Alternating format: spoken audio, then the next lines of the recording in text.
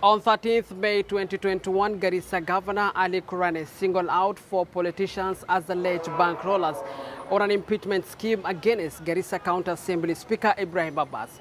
Top of the list was a name that dominates northeastern and national politics, that of former Majority Leader Aden Duale. Is there any truth to this allegation? The Garissa Township Member of Parliament has been at frontline of former Governor Nadif Jama's critique, and now Governor Korane is a man walking on eggshell. What is Duale up to? We sat down with the firebrand legislature as he broke long silence on tremor rocking the county assembly and the national politics. This is Head to Head.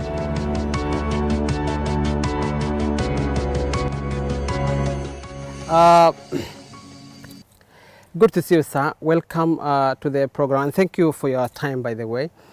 Governor Ali Korane, Garissa Governor, accused you and 3 other politicians that you were behind. You are the financiers. You are behind the impeachment of Garissa Speaker, or Garissa County Assembly Speaker, Mr. Abass, which later failed. I'm sure you must have seen the footage. How do you respond to that? It is very amazing. And let me take you back to history. And everybody, all and sundry, knows the role I played in making sure that one Ali Korane becomes a governor. Secondly, and more importantly, one Speaker Abass knows the role I played in him becoming a speaker. In 2017, around after the second repeat elections. But having said that, what is my interest in the County Assembly of Garissa? I don't get involved in politics that don't add value to the community, that don't add value to me. But everything that happens in Garissa, everything that happens in Garissa, and more so within Garissa County government, and within the circle of one Ali Korane, I have been the punching bag. I have been the scapegoat. I have been the guy he feels is holding his hands. And he feels each and every time I should be blamed. So I'm used to it. I'm used to it. But now I'm happy because he has added me some other 3 other leaders. So he's helping me in form a coalition. So I treat the very unfortunate statements of Governor Korane. Governor Korane is the governor of Garissa. He is supposed to be in charge of the county assembly. If he cannot manage 50 MCAs elected and nominated to run both the legislative and the executive arm of this county, that tells you a lot. That Governor Korane is drowning in the deep seas.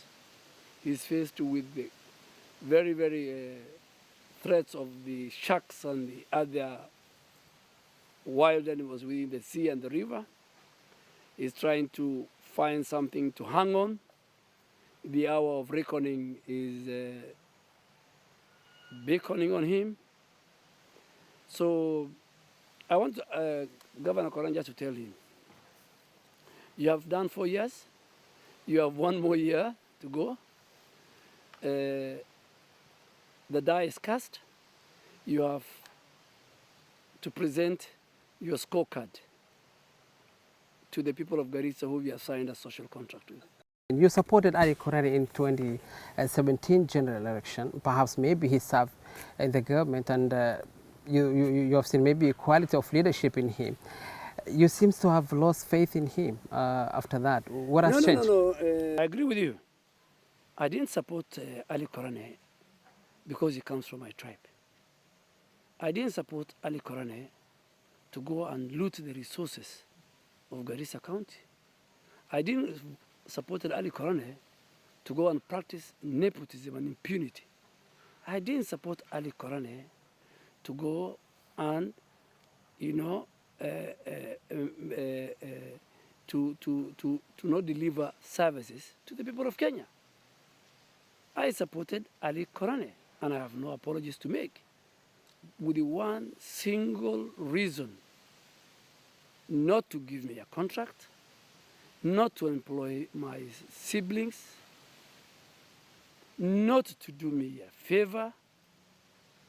I supported Ali Korane with one major reason: to deliver services to the people of Kenya. And today, look at me in the eyes. Today, before the advent of devolution, Garissa General Hospital was serving the region. There were consultants, there were doctors, drugs were available. With the advent of devolution the first 5 years, without no fear of contradiction, Governor Nadif did tremendous improvement both in the Garissa PGH and in the rural health centers in terms of availability of drugs and in terms of health infrastructure. But today, you, my brother Hamza, walk to Garissa PGH. Our mothers are going to the maternity hospital carrying all the accessories needed at the labor room. There are no Panadol. Today, we don't have an oxygen. Over 21 people, and let me say it, I come from the same clan of Ali Korane. Over 21 people, including healthcare workers, including his own staff, because of lack of oxygen and because of COVID, they died between Garissa and Thika town. You can name them. Today, the taps in Garissa are dry. Before the advent of devolution, Ambassador Mahabub Maalim was the PS of water, and Mother Karua was the Minister for Water. Mother Karua is known for introducing key reforms in the water sector.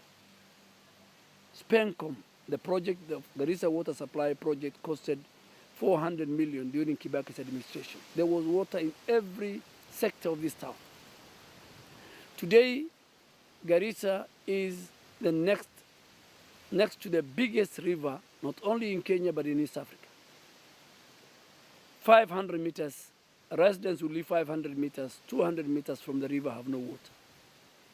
Go to walk in Garissa town. Garissa town today is the dirtiest town in the whole region. The tarmac that we did cannot be seen because of garbage. In 2010 constitution, some of us voted for that constitution because of two reasons. One, because of devolution. The other one was because of the Cadiz Court. We have suffered under a centralized system of government. We can't allow devolution. Is not for few to pocket the resources. Devolution is supposed to trickle down. It's supposed to give each and every citizen through the county assembly the powers to decide for them in terms of legislative authority. And in the executive is for them to get access to water, clean water, access to affordable and efficient healthcare. So my major point of departure, and without any fear of contradiction, my point of departure with Ali Korane's administration is that Ali Korane's administration is a cabal of a cartel of thieves who are plundering public resources with impunity and arrogance. So if you ask me, inshallah, I don't know who will become the next governor, but I am sure who will not become the next governor. Are you vying, by the way? That's I am not vying. No. I'm not interested. So that tells you my point of departure with Ali Korane, who I supported in 2017, is not because I want to vie. I mean, I don't want to become a governor. And I've got very good reasons why I don't want to become a governor. I have served 15 years as a member of parliament. I've served in a constitutional office under Article 108 as the leader of majority for 7.5 years. Do you have preferred candidate, maybe? No, I think the people of let me speak for my constituency. And my constituency has the highest number of voters, not only in Garissa County, but in northeastern province, close to about, last time it was 54,000 registered voters, of which about 43,000 voted. And I want to thank them because they gave me the highest number of votes in northeastern province. So I want me plus the people of my constituency, regardless of their clan affiliation, regardless of their religious affiliation, from the young to the professionals, to the elders, to the religious leaders, to our women leaders, we will decide collectively based on the interest of our people.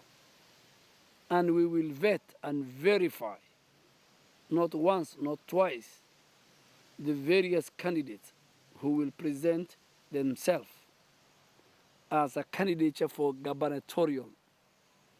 And I am sure the only person who will miss in that list will be Ali Korane.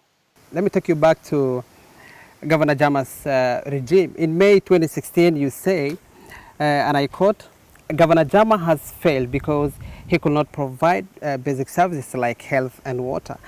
In April 2019, you said, Governor Korane, you said, and I quote, if Governor Korane could not provide water in 100 days as he promised, he should not be in office. I mean, one will argue, you are the member of parliament for Garissa township. As much as water is devolved, yes. Why don't you fix the problem? You are a leader. The fourth schedule of the Constitution of the Republic of Kenya tells you which are the functions of the national government and which are the functions of the county government. But Mheshimiwa, let me finish. Before Let me finish.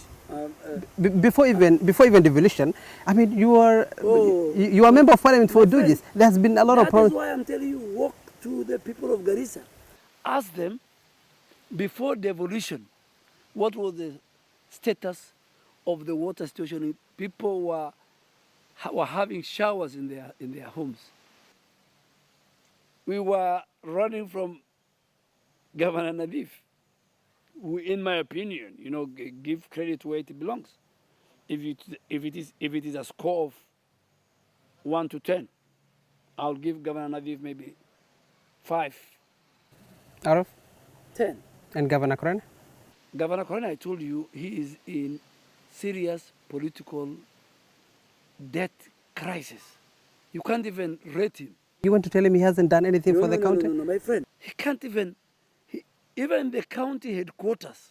I think it's almost done. Done where? During Governor Jama, you were also criticizing the governor. What has changed now? Because you are telling us, hold on a minute, Mheshimiwa, let me finish my question. You're telling us you'll give him 5% when he's not in power. 5 out of 10. 5 out of 10 rather. Why did you give him 5 out of 10 when he was in power? We gave him. No. Let's make the discussion flow. I mean, we had no governor before Governor Nadif to compare with.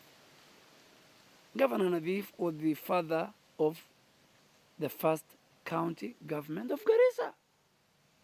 Do you regret why you didn't support him? I supported Governor Nadif in 2013. So what is Duale up to? Where will you be come 2022? You said you're not vying for governor. maybe member of parliament again or senator? No. You know now, my friend, I have a social contract with the great people of Garissa township. I have not finished. And I'm a man who has a very good faith. I believe in God. So I even don't know whether I'll reach 2022. I don't plan for 2022. I'm planning for what I'm going to do between now and 2022, if God gives me that opportunity.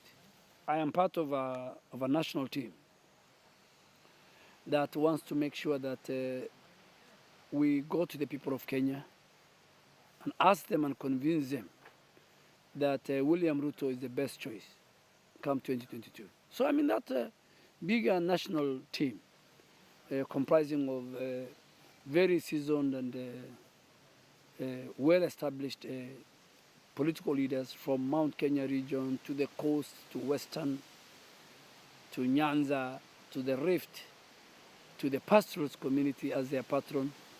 So I have the big national agenda. Yes, so when the time comes, I will have a say on who becomes, I want to have my say on who becomes the next governor, the next senator, the next women rep. Now that BBI is in ICU, of which I hope and I believe it will not come out of it. So you wait and see.